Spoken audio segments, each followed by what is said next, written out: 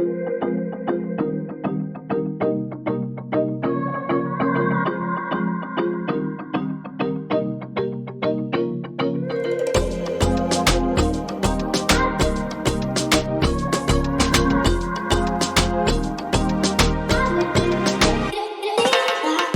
ramped up how many vehicles we have in our fleet. We ramped up our team members, and we're forecasting that this isn't going to slow down, that this increase in surge will either plateau or keep on growing. So we need to maintain this current flow, whether it's moving products onto the shelves or the lab sampling that we're bringing to the labs or the cash that we're bringing to the Federal Reserve.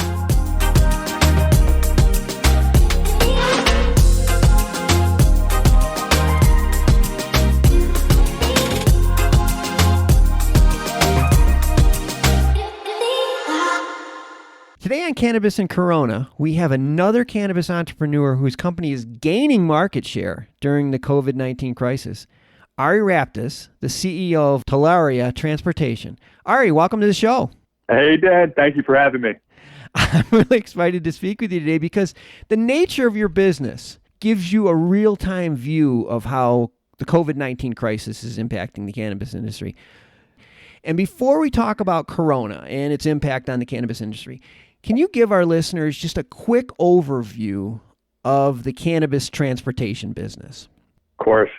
So cannabis transportation is a form of logistical nightmares that grower and processors have to avoid. And we solve that problem for them, where the secure transport, the armed guards, the touch points of dispensaries that they need to hit in one day from 6 dispensaries to 15, we solve that problem for them. It's complicated. It's way more complicated than anybody can possibly comprehend. I mean, the security alone. I know you guys offer a ton of services. Maybe just roll through some of the additional security that cannabis transportation services are required to provide. So cannabis transportation not only has to deal with the state mandated systems, but each state has different state mandated systems. So being compliant in each state is one of the biggest hurdles of any cannabis transportation company. Yeah, and like you said, I think I read this on your website that you have former law enforcement, you have former military employed within your organization because this is a risky business. It really is. I mean, we're very fortunate to have all retired state police, all retired law enforcement as team members. We've grown the company from me and another retired officer in the truck going from grower processor to dispensaries to about 75 retired police officers now moving cannabis across the states. That is so impressive. And you're based in Philadelphia. To talk about something impressive, I read that you guys are dealing with over half of Pennsylvania's medical cannabis transportation and almost all the industry's cash deposits. That is a real accomplishment. Thank you for that. And Talaria, in the scope of things, we like to say that we keep the wheels of the cannabis moving. From us transporting that product from the cultivator to the dispensaries, to even the lab samples before that product is able to hit the market, our employees are acting agents of laboratories where we provide samples back to the laboratories that get approved by the state, and then the cultivator can then rightfully sell their product to the dispensaries. So we hit that touch point even before that cannabis leaves as a sellable product. Like I said at the very beginning of the interview, you have so much information just because of all the, like you said, touch points. Additionally, you're currently operating in 14, mostly Northeast and Mid-Atlantic states. Since the crisis began, have you seen a change in demand or how it's impacting certain sectors of the industry? Oh, man. Tell me about it. Well, the dispensaries, like the supermarkets, had a run on them, right? Okay. Everyone wanted to stock up and ramp up. So the wheels of the cannabis industry move faster and faster. The run on the supermarkets, the run on the dispensaries was a huge impact since the Corona started. Oh my, I can imagine. And you're the guys, like you said, you keep the wheel rolling. And it's sped up. That's had to been a lot of stress on everybody. Thank God we had a strong foundation, and that strong foundation relates back to our team members. Without them, we wouldn't be able to be in the position we are in today and be able to ramp up and grow as fast as we did.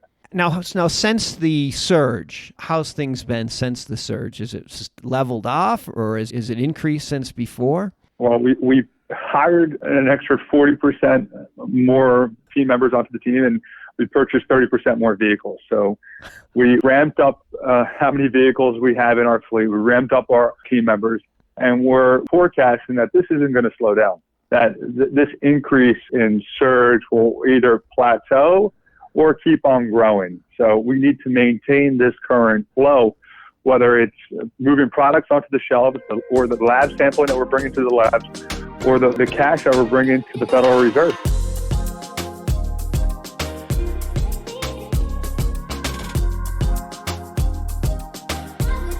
You know, there's so much positive. I sometimes feel bad because most of the world is nothing good is happening. But within the cannabis industry, we've seen so much like acceleration of positive change. For instance, like just being deemed an essential service or having curbside pickup. You're working on a really exciting change, home delivery. Can you give us an update on that? Of course. So we're looking to be the premier home delivery platform for the medical cannabis world, which is a little different than the other home delivery platforms that you see on your West Coast. Our home delivery platform is going to be focused primarily in the medical marijuana states and focused to medical marijuana patients. It is a need. It's a need as this coronavirus pandemic grows. And it's going to be a need in 2020, 2021. The biggest hurdle that we need to face as a cannabis industry is how do we come into the 21st century in our lines of service? Mm-hmm. In a realm that, if you think about it, we've only been around for X amount of years, but we're in the Stone Age compared to what we can be. And we're in the Stone Age compared to where the rest of the world is, from clicking a few buttons and getting product delivered to your home, or even financial institutions not being able to bank cannabis. These are hurdles that normal industries don't face, but the cannabis does. And our home delivery platform is trying to bring us into that 21st century for the medical states where there really is no other offering. Well, I think, like you said, you have the infrastructure in place already, and the demand is certainly there, and the need is there. I mean, just think about it. If you're home, going through chemotherapy, the last thing you want to do is have to go to the dispensary to pick up your medicine. It doesn't make any sense, especially when there are companies like yours that are perfectly designed to handle this. I think you're onto something. I really do. And that's why we want to focus in the medical marijuana world. It really hit me home when I was the first one delivering this product, going to the dispensaries and seeing the sick patients in these medical dispensaries and the need for it. And that's when the wheels started turning on. How can we make this easier for the patients that need this cannabis? That's where the idea of melligo.com came about, where we said, hey, let's find an easier solution. And our tagline with Talaria and then Melli coinciding is delivering health and wellness across your Commonwealth. And our mission is to deliver the medicine to the patient and making sure that every patient has the proper medicine that they need to survive. Mm-hmm. Melli that's the online platform. Is that correct? MelliGo is our online e-commerce marketplace where medical cannabis is online, where you can get it delivered to your home. Okay. I know it's tough to make plans while you're under the COVID shadow, but you recently expanded to Maryland. Do you have plans for more expansion in 2020? Yeah, of course. So we're thankful to be a part of the medical marijuana program in Maryland. We're an approved courier where we can transport product in Maryland. We already have our financial cash side of the business operating there. And the goal of 2020 is to get our home delivery platform up and running in Maryland. Expansion plans in the rest of the United States is Missouri and Illinois, two hot markets that we're looking to enter in for the medical program and to start transporting medical cannabis in each respective state. Wow. Those are big markets. That's going to be great.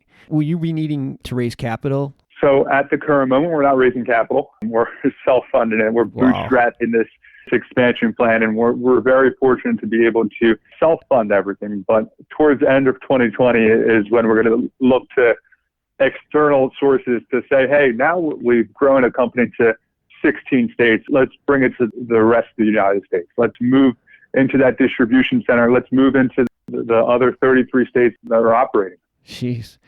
Man, you're going to have a lot of interest when you I mean, you probably would have a lot of interest right now, but I definitely will have a lot of interest when you're ready to expand nationwide. And we have all of Ari's and Talaria's information in the show notes and also at MJBulls.com. So if anybody wants to circle back and continue this conversation with Ari, I'm sure he'd be glad to talk to you.